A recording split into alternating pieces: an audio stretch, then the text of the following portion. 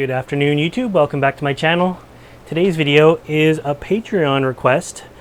Somebody over on my Patreon channel has asked me to do a video on repotting Masdevallias.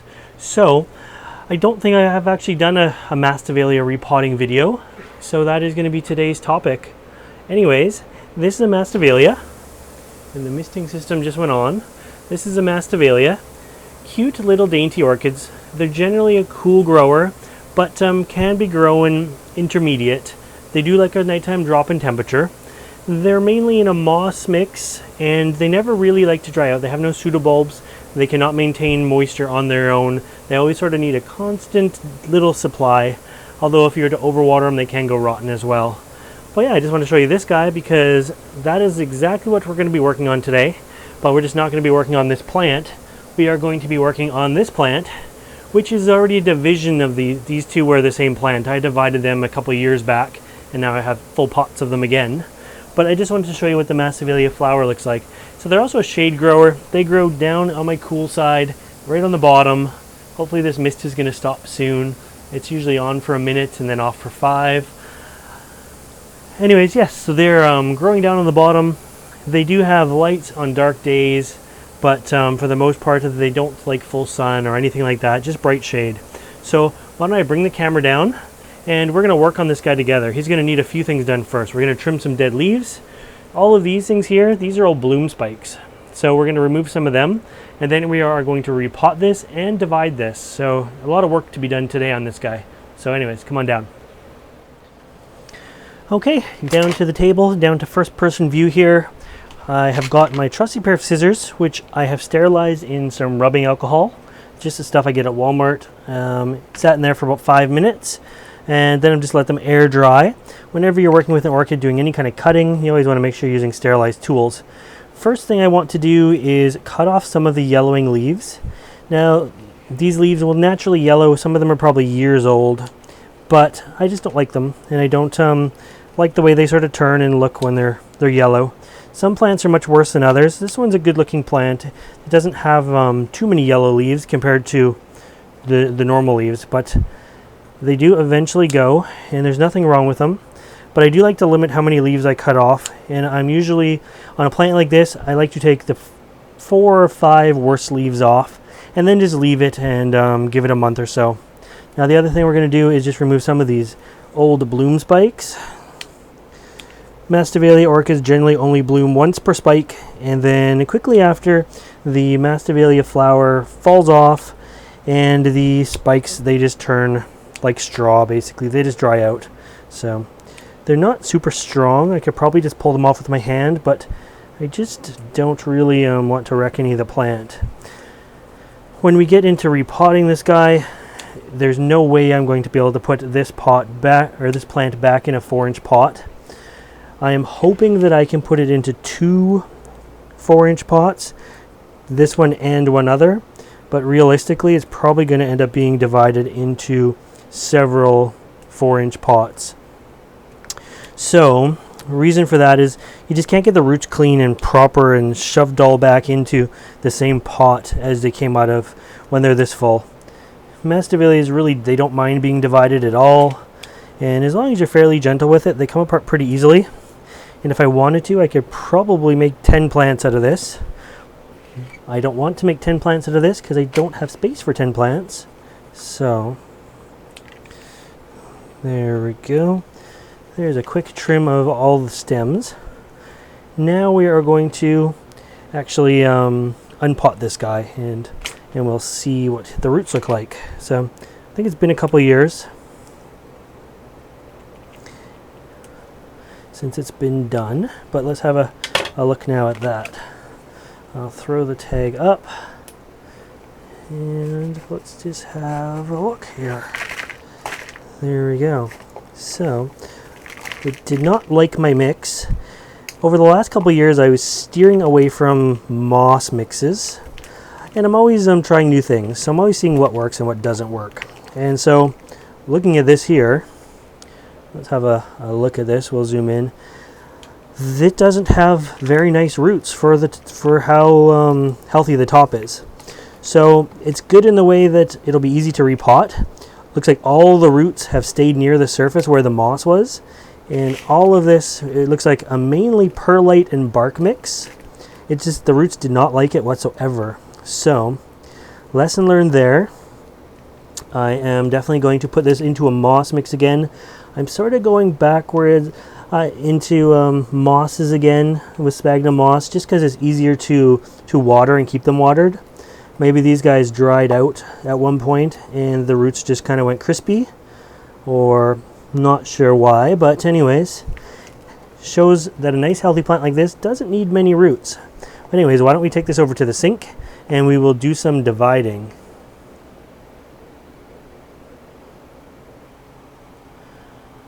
Over at the sink. So if you've seen my other repotting videos, at least the recent ones, you know how this goes. I like to make sure I wash all the roots off as good as I can to get the old media out. The old media is probably full of excess fertilizer salts. It's starting to break down itself. We kind of want to get rid of this before we repot. So my goal is to get as much of this old sour mix out as possible before we start over again.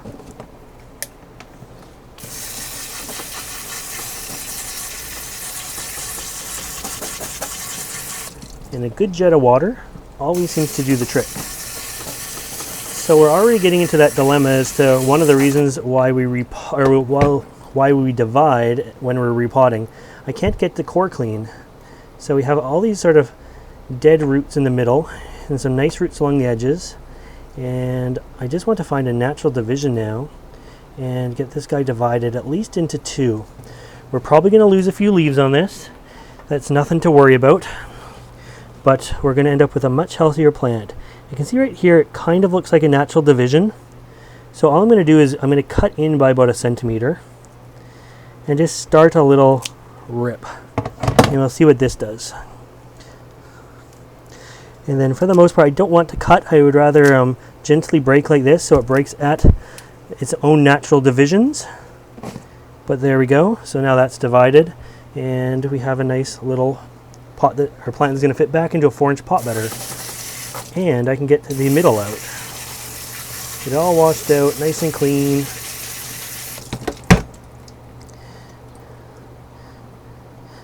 I will say that when growing Masdevallias, the roots are definitely one of the biggest issues to maintain. I'm not sure why this guy's unhappy on the bottom. It's definitely nothing recent because I can see all these new roots are coming out nice and healthy. So it's something that has happened maybe last year, last summer. The potting mix is a couple of years old now, so maybe it grew for a while. But to me it almost looks like the roots themselves tried to stay out of the perlite and the bark as much as possible. Look, they're growing up instead of down. So that tells me it just wasn't happy with the bark mix, and I am definitely going to go back into a moss mix, a moss-based mix. So all I'm doing is just being sort of anal here and picking out all the little tiny bits. The water in the greenhouse is a mixture of hot and cold. Yeah, we don't want to spray it with totally cold water. There we go. That looks like about it. So now the trouble is going to be with minimal root and big crown, making sure it's not toppling over in the pot. But we have two nice divisions that did go nicely. I can see right here if I really wanted to, there's another nice natural division right there. I could just divide this just like this by giving it a little tug. But we're going to keep it together. As I say, I already have 2 pots of this. Now I'm going to have 3 pots of this. Don't need 4 pots of it. So let's go back over to the table. We're back staring at the old mix here, so I'm going to get rid of that. Bye-bye old mix.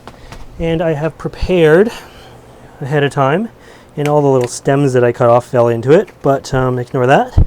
I prepared ahead of time enough mix for 1 pot, because we're just going to be repotting 1 together today. So I have mainly sphagnum moss, a little bit of orchid bark, and a little bit of perlite, and we're just going to mix those all together. And this video is not going to be that much different than the Miltoniopsis video that I just filmed, in the way that how this is going to go together. So if you watch that video, you'll have a pretty good idea of what we're going to do here. I'm just grabbing a little bit extra moss just in case. And let's just pick one of these guys. So I want to be very gentle with the roots, whatever roots are left. I want to not break them. I want to make sure this is firm in the pot, but not super tight. And yeah, you don't want to plant it too deep either.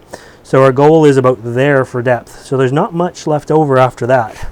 So I'm going to take this nice mixture and I'm going to put some of it under here.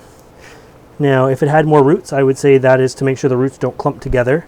But in this case, it is just to fill the bottom. I'm going to take some and wrap it around back here and around the side. Get rid of that old leaf. Take some more and put on the front. Now, I've done this enough times I can sort of gauge how much moss it takes to fill a 4-inch pot. And I'm just going to do this. This moss is just slightly wet right here. And now I'm going to take my scissors. Never have enough hands for this. I'm going to take my scissors and I'm just going to cut this off because I can tell it's just going to be too much. So I have a nice little handful of moss. And we will go with the new pot here. Hopefully you guys are going to be able to see this all lined up. And we are just going to, in one motion, shove this into the pot, just nicely like this. And tuck it in. So I've done this enough that I can feel how tight it is. It's not too tight, it's not too loose, but it's just tucked in there nicely. Shouldn't go anywhere. Don't want to continue to cram once I think I have it right. And there we go. It's just going to need a nice watering. And all of that will get tucked nicely into place. And it's good and sturdy in there. See, I can pick it up and it doesn't fall off. I can shake it out, it doesn't fall off. And yeah, so I'm just going to give that a quick watering and then put the tag back in. Make sure I date the tag with the month and the year so I know when this has been repotted. When you get a lot of orchids, you think you're going to remember, but you just simply can't remember when the last time you repotted something was. So anyways, that is a Masdevallia care and repotting video. We trimmed some dead leaves, we removed some old spikes, we removed the old media, we divided the Masdevallia, we repotted the Masdevallia with a good media that we chose, and yeah, it's good to go. Should be good in there for at least a year, likely 2 years. Now I'm going to do up this one exactly the same way as I just showed you, and then I will have 2 happy, healthy Masdevallias. So, if you like this video and you want to see more videos like this, make sure you head on over to Patreon and thank my Patreon supporters. It's supporters like them that make these videos possible. And as always, thanks for watching.